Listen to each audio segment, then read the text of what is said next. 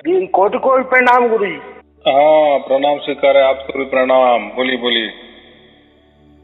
जी गुरु जी आपका वीडियो रोज देख रहा हूँ गुरु जी, 5 महीने हो गए मेरे को। अरे वाह, बहुत अच्छे बहुत अच्छे, इसके आशीर्वाद जी तो आपका आशीर्वाद चाहता हूँ गुरुदेव। जी मेरे हर वीडियो में आशीर्वाद रहता ही है जी। बराबर। संशय तो सब मिट गए गुरु जी, आपके ज्ञान ने हमें तो निर्भय बना दिया है। निर्भय ही बनना है, स्वयं परमात्मा ही निर्भय है बराबर। वो किसी से डराता नहीं और खुद डरता भी नहीं।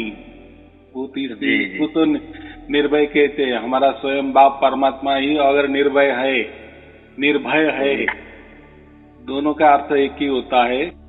निर्भय यानी वो किसी डरता नहीं, किसी को भी डरता नहीं और किसी को डराता भी नहीं, दोनों का भी। कुछ लोग बोलते हैं ना परमात्मा का ऐसा किया वैसा किया, तो ऐसा परमात्मा तो नहीं करेगा, परमात्मा तो नाराज नहीं होगा। तो परमात्मा कभी किसी से नाराज होने की बातें नहीं है या कभी परमात्मा किसी को डराता भी नहीं है, किसी को नाराज भी नहीं करता कि तू मेरा ऐसा किए तो मैं तुझे प्राप्त हो जाऊंगा, वैसा किए तो प्राप्त नहीं हो जाएगा। यदि वो कोई डराना धमकाना नहीं जानता बराबर, क्योंकि और स्वयं वो तो स्वयंभू है, तो वो क्यों किसी को डरेगा बराबर कि नहीं। जी तो ये तो हमारे प्रकृति में चलता है, डराना धमकाना या जोर जबरदस्ती करना। बहाने तो इनके ही रहते हैं, लेकिन वो परमात्मा के ऊपर थोम देते हैं। देखो तुमने अगर ऐसा बंधन नहीं किए तो परमात्मा तुम्हारा ऐसा हल करेगा, वैसा हल करेगा, तुम्हारा बुरा करेगा। ऐसा परमात्मा कभी बुरा नहीं करता बराबर। तो ये बात होती है। तो निर्भय होकर परमात्मा से शरण जाना यही अच्छी बात है, और वो वैसा ही चरण में ले लेता है। उसके लिए सिर्फ प्रेम की जरूरत होती है, ना कि नफरत की। लेकिन ऐसा समझो कि परमात्मा के डिक्शनरी में नफरत नाम की कोई चीजें नहीं है, वो बस प्यार करना जानता है। नफरत तो ये हमारे प्रकृति में रहता है ना। जी हाँ, परमात्मा तो ये प्रेम का पुतला है ही है, ऐसा समझो। बस प्रेम से ही खचाखच भरा हुआ है, यानी वो प्रेम ही बांटता है, कभी नफरत नहीं बांटता बराबर। तो हम कर सकते हैं परमात्मा से नफरत, है ना। ऐसे कोई धर्म है ना, कुछ परमात्मा नहीं होता, कुछ ये सब बकवास है, ऐसे भी कहने वाले है ना। तो परमात्मा कोई नाराज नहीं होता उससे। देखो उससे हाँ कहने से या ना कहने से क्या होने वाला है। हम हवा में जी रहे हैं बराबर, हम खुली हवा में जी रहे हैं। अगर हमने हवा से दुश्मनी कर ली तो किसका क्या जाने वाला है। नुकसान हमारी क्या हवा की है। हवा में ही रहना और उससे ही दुश्मनी करना, या ऐसा कहते हैं ना, एक कहावत है ना, पानी में रहना और मगरमच्छ से दुश्मनी करना, बुरी बात है ना। तो परमात्मा ही सब खचाखच भरा है और वो खुद ही प्रेम का पुतला है, वो सिर्फ प्रेम करना ही जानता है। तो हम क्यों न उससे प्रेम करें, क्यों दुश्मनी करें उससे। और वो कोई आपका दुश्मन नहीं है, और वो कोई ऐसे आड़ंगे नहीं लगाता, कोई बंधने नहीं लगाता कि ऐसा करो मेरा, वैसा करो तो मैं प्रकट हो जाऊंगा, या आपने ऐसा नहीं किए तो मैं प्रकट नहीं होऊंगा, या मेरा प्रेम का वर्षाव आपकी तरफ नहीं करूंगा। ये तो हमारी बातें है, ये प्रकृति वाली बातें है, ये लोगों ने फैलाई है परमात्मा के बारे में बराबर। ये मेरी पत्नी भी आशीर्वाद चाहती है गुरुदेव। खड़ी है, सुन रही है आपकी बात। हाँ, शुभ आशीर्वाद, बहुत अच्छे बहुत अच्छे। प्रणाम। हाँ प्रणाम स्वीकार है, आपको भी प्रणाम, शुभ आशीर्वाद, बहुत अच्छे बहुत अच्छे। जी गुरु जी, हम कुछ वीडियो सुन रहे हैं आपके और देख रहे हैं, और थोड़ी कृपा हो रही है। बहुत अच्छे बहुत अच्छे गुरु जी। लेकिन पूरी तरह से आप कृपा नहीं हो रही है गुरु जी हमारे ऊपर। होगी होगी होगी। जैसे देखो, हम किसी भी दवाखाने में जाते हैं इलाज के लिए, हॉस्पिटल में जाते हैं, तो उसका भी कोई कोर्स होता है कि नहीं? 15 दिन का, 10 दिन का। जब जैसे हम गोलियां खाते हैं तो धीरे धीरे धीरे बीमारी हमारी हट जाती है, बाद में पूरी तरह से हट जाती है। ऐसा ही है परमात्मा। मेन इसमें बात ऐसी है, मुख्य बात ऐसी है कि परमात्मा ने पहली बार हमें स्पर्श कर लिए ना, हमारा चुनाव कर लिए ना, बस खत्म बात। बाद में क्या फिर वो तो देखो उसने जुड़ाव कर लिए ना, तो बाद में बात ही नहीं। हमारे घर में लाइट लग गई ना, लग गई, बस बराबर जी। हाँ, कभी कटने वाली नहीं है लाइट। तो ऐसा ही है, परमात्मा का जुड़ाव होना मतलब है। हाँ, आप बस हमारे ऊपर कृपा बनाए रखिए। हाँ बराबर, हमेशा हमें आशीर्वाद भी देते रहिए। हाँ, जैसे आप वीडियो सुनते जाओगे तो उसमें मेरा कृपा दृष्टि का वर्षा रहता ही है, साथ साथ परमात्मा तो होते ही है, कोई चिंता की बात नहीं है। देखो ये तो मानने के ऊपर है, विश्वास के ऊपर है। अगर आपके अंदर पर विश्वास ही पूरी तरह से उतर गया है तो अभी क्या बाकी है? कबीर साहब ने यही कहा ना, कबीर साहब ने यही कहा ना कि मैं हूँ विश्वास में, मैं किसी में नहीं, सिर्फ विश्वास में हूँ। और ये लौकिक वाले विश्वास नहीं, जो हम एक दूसरे के ऊपर विश्वास रखते हैं ना, तो वो विश्वास वाली बात नहीं। इसमें तो विश्वासघात भी हो सकता है, लेकिन परमात्मा एक बार जिसके ऊपर भी विश्वास रखता है ना, यानी जिसको भी एक बार एक पल के भी लिए वो हमको स्पर्श कर लेता है ना, या विश्वास रखता है ना, बस तो जिंदगी भर अनंत काल के लिए उसका विश्वास हमारे ऊपर रहता है। माने विश्वास माने उसने उसके गोद में हमें ले लिया, हमेशा के लिए लिया। अभी उसके हम नजर निगरानी में है, आपका पूरा परिवार अभी उसके नजर निगरानी में है। अभी वो जैसा रखे वैसा रहना, बस जो भी अच्छा हो उसकी मर्जी, बुरा हो उसकी मर्जी। बुरा तो करने वाला नहीं है, उसके तो पास बुरा नाम की कोई चीजें नहीं, उसके पास तो सिर्फ आनंद ही आनंद है, सुख ही सुख है, शांति ही शांति है। वो वही बांटता है, और प्रेम ही प्रेम है, वही जो ये चीजें बांटता है, बाकी वो चीजें नहीं देता। ये तो हमारी ऐसे बनाई है यहाँ की जो नश्वर है, लेकिन प्रेम से यही मिलता है। यानी परमात्मा से प्रेम ही मिलेगा, शांति ही मिलेगी, सुख ही मिलेगा, आनंद ही मिलेगा। लेकिन धीरे धीरे, अभी शुरुआत तो हो गई, बराबर जी। गुरुजी हमें आपसे एक बात पूछी। हाँ बोलो बोलो। जैसे निरंतर कैसे गुरुजी, जैसे निरंतर है वो कैसे आएगी? और जहाँ जैसे अब शरीर छोड़ने के बाद सत्यलोक है, वहाँ पे क्या वहाँ भी एक अलग दुनिया है, जीवन है वहाँ पे? देखो ये जो प्रकृति है ना, ये जो हम प्रकृति आंखों से देखते हैं या कानों से भी सुनते हैं, इसको प्रकृति कहते हैं, बराबर। लेकिन परमात्मा जो होता है ना, ये प्रकृति के परे होता है। तो प्रकृति में हम तो जानते हैं कि पृथ्वी ऐसी होती है, या ये प्रदेश ऐसा होता है, या यहाँ आकाश, चांद, तारे होते हैं, वृक्ष होते हैं, आदमी होते हैं, वगैरह वगैरह, प्राणी मात्र सब कुछ होते हैं। ये तो हम की जानकारी, हम क्या करते हैं।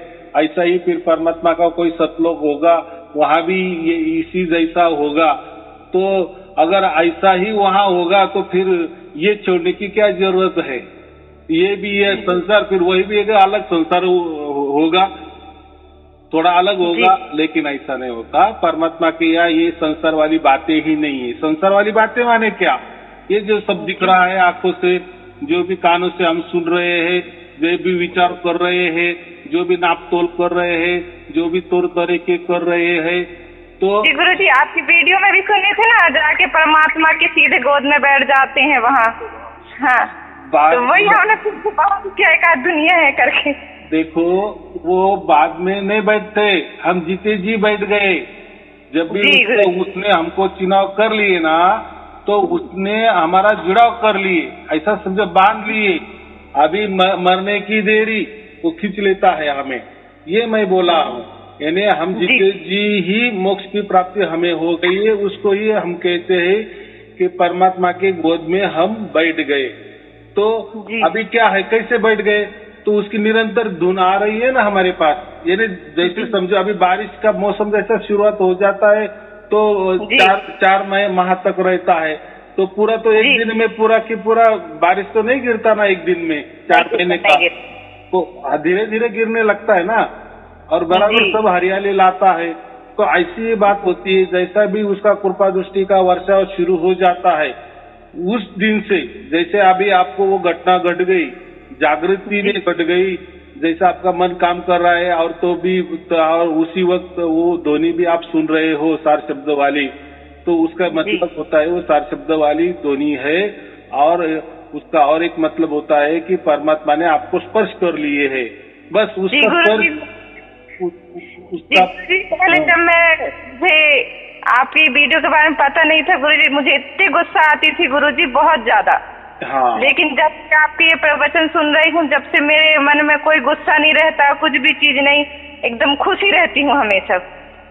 हाँ, तो देखो ये गुस्सा आना ये एक साइंस है। जैसे कहते हैं ना, अगर हमें संसार में सुखी होना है तो काम, क्रोध, लोभ, मद, मत्सर, अहंकार, ये जो षड रिपु है ना, ये नहीं होने चाहिए। तो इसमें क्रोध सबसे बड़ा है, यानी मुख्य है, बराबर। क्रोध आया तो बाकी सब कुछ आ जाते हैं उसके पीछे पीछे, ऐसा कहते हैं।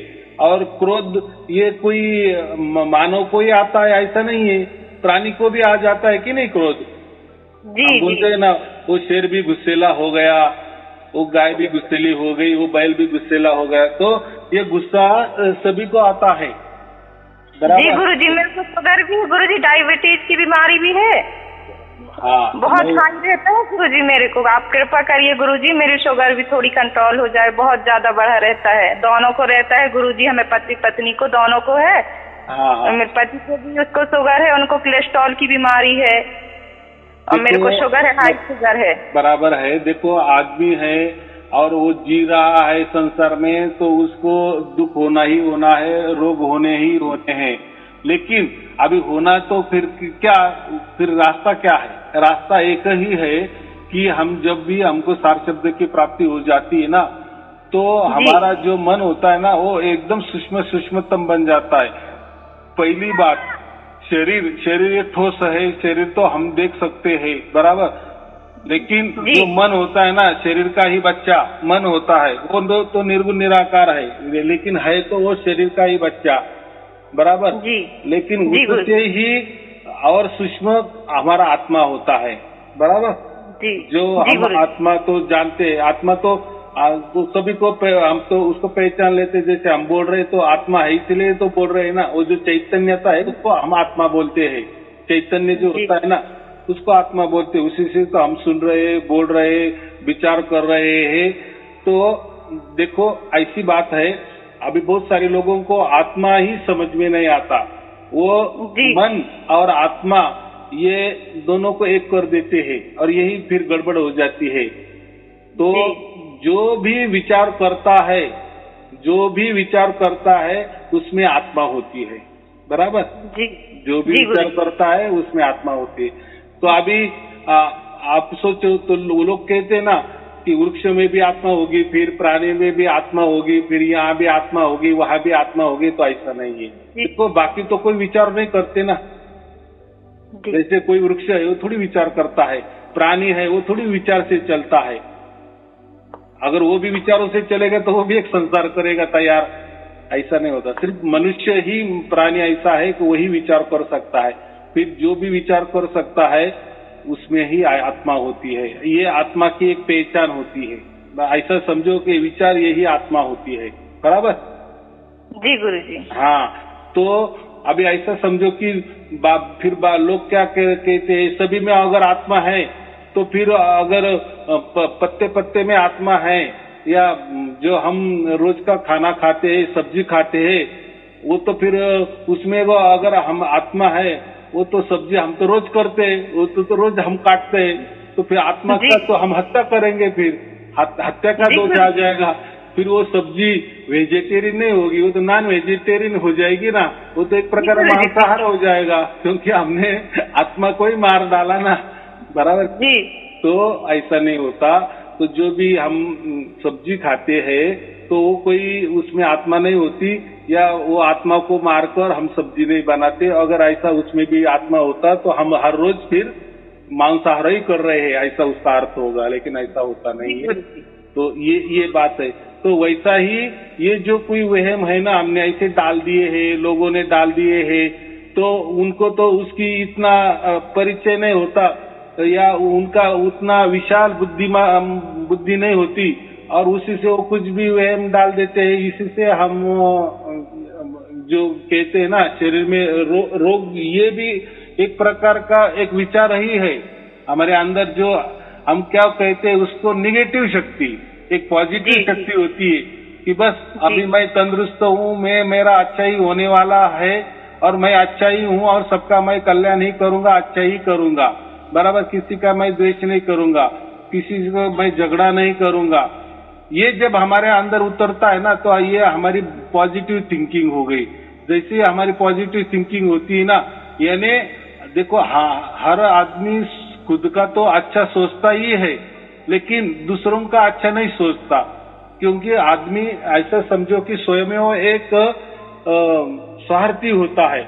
लेकिन जब हम निस्वार्थ बनते हैं ना, या निस्वार्थ होना माने देखो हम तो हमारे लिए तो अच्छा ही करेंगे ना, हमारे लिए अच्छा ही खाएंगे ना, हमारा रहन सहन हमारा खुद का अच्छा ही रहेगा, रखेंगे ना, लेकिन दूसरों का क्या। तो जब हमारे साथ साथ हम दूसरों का भी ख्याल अच्छी तरह से रखेंगे, यानी विचारों से कि दूसरों का भी भला हो, कल्याण हो, मंगल हो, शुभ हो, अगर ये हमने मन में लाए ना, तो हमारा जो रक्त है ना, हमारे खून है ना, वो भी शुद्ध और पवित्र बनने लगता है आपे आप। देखो वो उस विचारों से, यानी दूसरों का भला हो, ये विचारों से भी हमारा खून में बदलाव हो जाता है और खून भी हमारा शुद्ध और पवित्र बनने लगता है। फिर जैसे वो शुद्ध पवित्र खून हमारे अंदर दौड़ता है, निस्वार्थ भाव से दौड़ता है, तो हमें कोई भी बीमारी होती नहीं है, बराबर। ये बीमारी का कारण हमारा विचार ही होता है, उसको हम निगेटिव विचार कहते हैं, बराबर। तो ये बात किसी ने हमको बताया नहीं। हम तो ऐसे तो फिर बहुत सारे मंदिर में जाते हैं, जब जाप करते हैं, मंत्र तंत्र करते हैं, व्रत वैकल्य रखते हैं, उपास करते हैं, भजन पूजन करते हैं, बहुत बड़ी कथा में जाते हैं, लेकिन फिर हमें बीमारी क्यों? तो वो तो हमारा उससे और ये बीमारी से कोई रिश्ता नहीं होता, उससे थोड़े हमारे विचार पवित्र जाते हैं। ये हमको किसने बताया ही नहीं कि हमारे विचार भी शुद्ध और पवित्र बनने चाहिए। फिर वो शुद्ध और पवित्र बनेंगे कैसे? निस्वार्थ भावना। निस्वार्थ भावना माने जैसा हम हमारी खुद की भलाई चाहते हैं, हमारे परिवार की भलाई चाहते हैं, खुद के बच्चों की भलाई चाहते हैं, ऐसे ही दूसरों के बारे में भी वैसी सोच रखना। इसको कहते हैं निस्वार्थ भाव, निस्वार्थ विचार। जैसा वो हमारे से ज्यादा बढ़ेगा हमारे अंदर, दूसरों के लिए कुछ तो भी अच्छा करने का विचार हमारे अंदर आएगा, वो निस्वार्थ बुद्धि हमारी जब हो जाएगी, तब हमारा खून भी शुद्ध पवित्र बनने लगेगा, या हमारा मन भी शुद्ध पवित्र हो जाएगा। फिर हमको कोई भी किसी प्रकार की बीमारियां नहीं होंगी। ये हमको किसी ने बताया नहीं, इसीलिए ये हमारे अंदर ये रोग आ गए। चलो ठीक है, कोई बात नहीं है, ये भी मानसिक रोग है, ये कोई शारीरिक वाले नहीं है, लेकिन लगते तो जैसे शारीरिक वाले होते हैं। लेकिन आज से ही दूसरे के बारे में सोचना है, कोई करना नहीं है। देखो करने गए तो आपके पास थोड़ी लाखों रुपए है कि करोड़ों रुपए है कि चलो आप पैसा बांटना शुरू करेंगे, ये तो नहीं हो सकता ना हमारे से। इतने तो हम तो कोई अमीर नहीं है, लेकिन सोच तो रखते हैं ना। जी गुरुजी, बिल्कुल सोच तो रखते हैं, हर किसी का भला हो करके। हाँ, ऐसा ही करना, हमेशा सब लोग भी खुश रहे करके। बस आप ही कृपा, बस गुरुजी 24 घंटा हमारे ऊपर, बस हम यही चाहते हैं। बस आप हमारी कृपा बनाए रखिए। चलो ठीक है फिर। जी गुरुजी, अधिक से अधिक जुड़े करके सोचते हैं गुरुजी, बस जैसे हमको आपकी प्राप्ति हो गई वैसे सबको होए, यही सोचते हैं। हो जाएगी। हाँ, यही निस्वार्थ भाव आप मन में लाओ, और फिर देखो क्या होता है। और साथ साथ में तो परमात्मा है ही।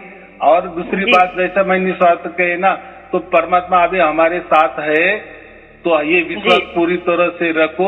और विश्वास भी क्या, वो तो हो रहा है, वो तो समझ में भी रहा है ना। हो सकता है आज थोड़े दिन के लिए, थोड़े घंटे के लिए आया, कल जरूर ज्यादा घंटे में आएगा, फिर ऐसा करते करते 2400 घंटा हो जाएगा। यानी परमात्मा 2400 घंटे होना माने कि परमात्मा के हम अधीन गए, 2400 घंटे उसके ही नजर निगरानी में गए, उसके ही कस्टडी में गए। वो यानी हमारा संरक्षण अभी वही करने वाला है। फिर जीवन का हर भी हमारा जो भी काम होगा, कार्य होगा, उसकी जिम्मेदारी वो लेता है हमारा। तो वो भी विश्वास रखना, उसको खुली दिल से छूट देनी, अभी तू ही तू जो भी करेगा तू ही करेगा। तो ये भी एक निस्वार्थ भाव से सेवा होती है। फिर देखो आपका जीवन कैसा हो जाता है। बराबर जी गुरु जी। जी चलो ठीक है, फिर शुभ आशीर्वाद। सत साहिब, सत साहिब गुरु जी। हाँ, सत साहिब।